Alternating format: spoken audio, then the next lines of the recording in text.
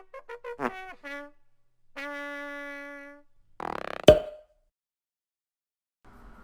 everybody, it's Adam from LUCIDPIXUL. Welcome to my latest talk. Today I want to get to the core and the truth about what concept art, illustration, and design is. There's a lot of ambiguity out there. There's a lot of confusion around the topic of concept art. And that's namely because that term has been over the years kind of thrown around all over the place very liberally. And very often, if you understand what the definition of concept art is, and then you go and look it up online, or you look up job postings where people are looking for concept artists, yes, I'm doing quotes, you might get a bit of a contradiction out there. Now, in my particular media, in my particular career, I'm mostly focused on fantasy art for trading card games, video games, and film. There's others out there as well. There's advertising, there's fashion, there's all different types of industries.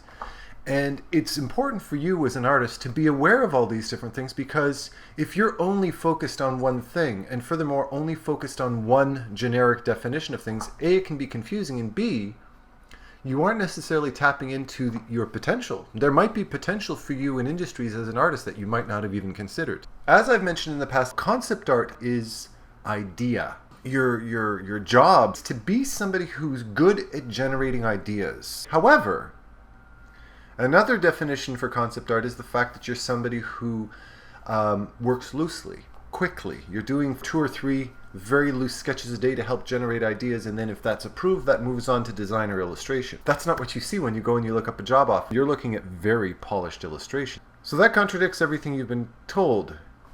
You're told it's loose and fast, and your mandate is to generate ideas, yet I'm looking at something that's very polished. This is for several reasons. One, the people that are doing the hiring are not always aware of these differences. Remember, the HR department aren't necessarily artists. In fact, in most cases, they aren't. So what this means is, when they put out a job posting for concept artist or illustrator or designer, those are the buzzwords that the art director or the art team has shared with her, and she's just using those buzzwords because the director said, we're looking for this type of artist.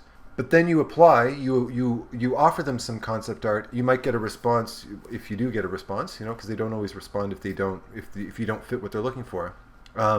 They might respond with, it's not quite what we're looking for. We're looking for somebody who does tighter artwork and blah, blah, blah. So in essence, what they're saying is they're looking for somebody who does more illustration. And that can be frustrating. You can sit there going, well, they don't know what they're talking about. What's important for you to do in that regard, when it actually comes to applying for a job, is research the artwork that is done at that company.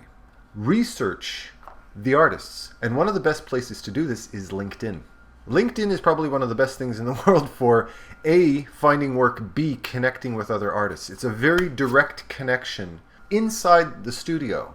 Something that, if you go back 5-6 years ago, didn't even really exist. And because of LinkedIn, I've been able to communicate with artists that, under normal circumstances, I'd never be able to get in touch with. If LinkedIn's not invasive, that's what it's there for. And here's a little tip that you might not be aware of. Use your phone. Use the mobile app for LinkedIn instead of the desktop version.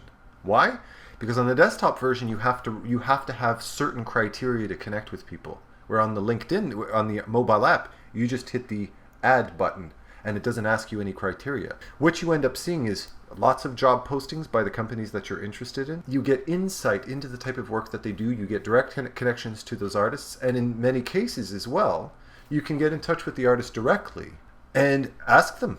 And you'd be surprised how receptive and how kind and how helpful a lot of artists can be, most artists in that. If one person doesn't answer, somebody else will. There's lots of great people out there that are perfectly willing to give you the advice you need. You're getting insight directly into the company. One company might call it concept art and be perfectly accustomed to loose, quick environment or character sketches.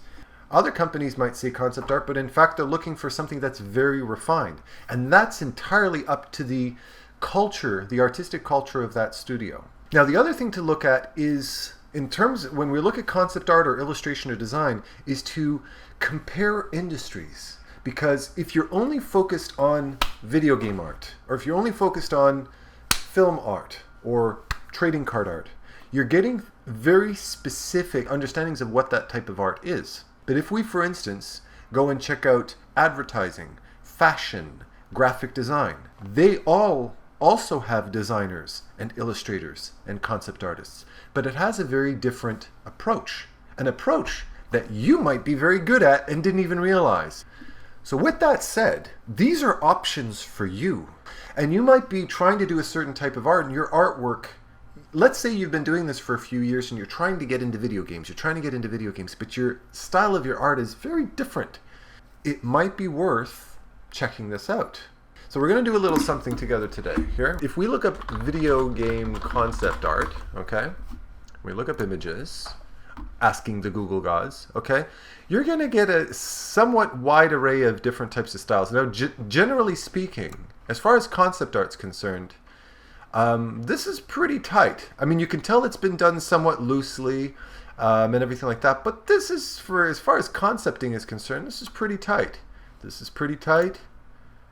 This is maybe a little, it's pretty tight still. This is a little bit looser, you know, but you know, this is a bit more, this is loose. This is definitely loose, okay? But it's good stuff. It's all good, but you can tell there's different levels of refinement. So let's go BioShock concept art, okay?